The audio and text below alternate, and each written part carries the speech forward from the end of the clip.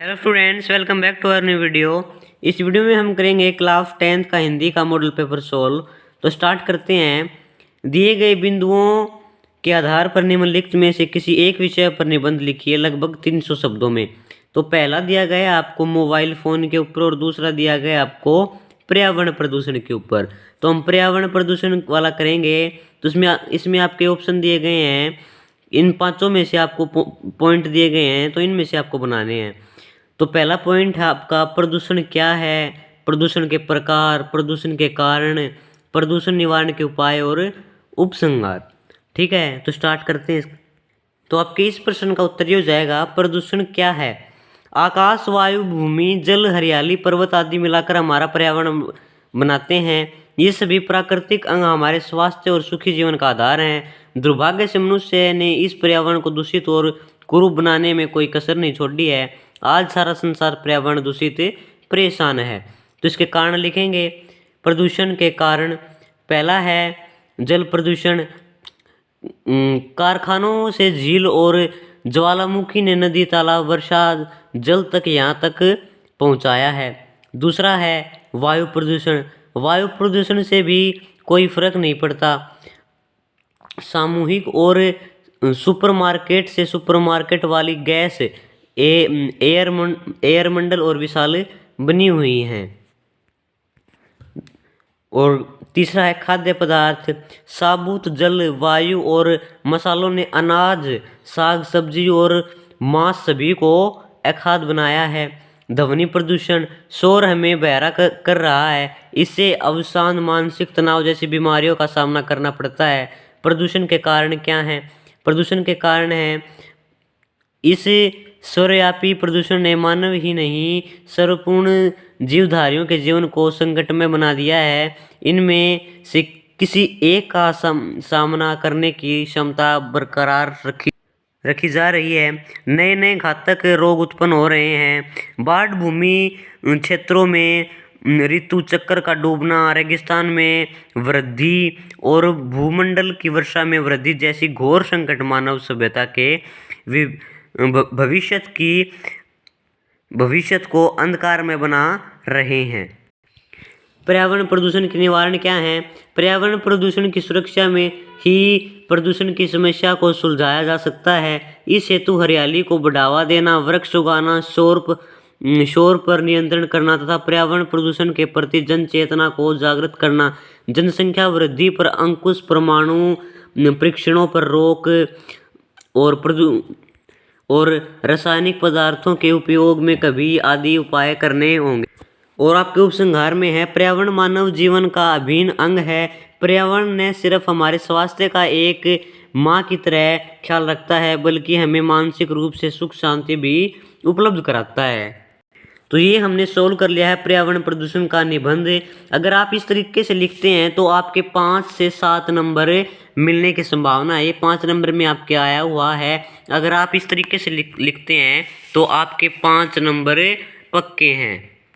इसमें आपके 4 नंबर में है स्वयं को राज्य के उच्च माध्यमिक विद्यालय सिरोही का विद्यार्थी राकेश मानते हुए प्रधानाचार्य महोदय से खेल सामग्री मंगवाने हेतु एक प्रार्थना पत्र लिखिए।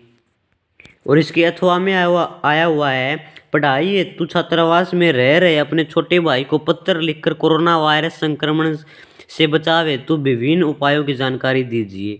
तो स्टार्ट करते हैं इनका सॉल्यूशन। तो सबसे पहले आपके प्रार्थना पत्र है सेवा में श्रीमान प्रधानाचार्य जी, राजकीय उच्च माध्यमिक विद्यालय सिरोही। विषय है खेल सामग्री मंगवाने हेतु प्रार्थना पत्र। महोदय जी, सविनय निवेदन है कि मैं आपके विद्यालय में कक्षा 10वीं का छात्र हूँ। अब तक हमारे विद्यालय में खेल के सामान की उचित व्यवस्था नहीं हुई है। पढ़ाई के साथ साथ उनके शारीरिक विकास पर भी ध्यान देना अत्यंत आवश्यक है। तभी बच्चों का सर्वांगीण विकास संभव है। अतः आपसे प्रार्थना है कि आप हमारे खेल की सामग्री मंगवाने का कष्ट करें। आपकी अति कृपया होगी। आपका आगे कार्य शिष्य राकेश। ये आपकी प्रार्थना पत्र हो गई। अब हम करते हैं पत्र। ये ऊपर हेडलाइन है, इसके जरिए हमें ये पत्र लिखना है। तो प्रिय अनुज, छोटे भाई को लिख रहे हैं तो प्रिय अनुज लिखेंगे। सैस ने शुभाशीर्वाद, ऊपर जोधपुर और नीचे अपने हिसाब से आप दिनांक कर सकते हैं। आगे करते हैं। यहाँ सब कुशल पूर्वक हैं और सदैव तुम्हारी कुशलता की कामना ईश्वर से करते हैं। तुम्हारा कल पत्र मिला, पढ़कर तुम्हारी पढ़ाई और छात्रावास के सभी समाचार प्राप्त हुए। तुम्हें तो पता ही होगा कि कोरोना का कहर पूरे संसार में फैला हुआ है। कोरोना से बचाव सावधानी से किया जा सकता है। कोरोना का बचाव सावधानी से किया जा सकता है। हाथ साफ रखना है, मास्क लगाना है तथा अन्य व्यक्ति से सदैव 2 गज दूरी बनाए रखनी है। ठंडी चीज़ों व बाहर की चीज़ों से बचाव कर रखना है। शेष कुशल हैं। माता पिता की ओर से तुम्हें आशीर्वाद तथा मेरा प्रणाम। शुभाकांक्षी तुम्हारा अग्रज मोहन। अग्रज क्यों आया यहाँ पर? क्योंकि बड़ा भाई को अग्रज बोलते हैं, ठीक है।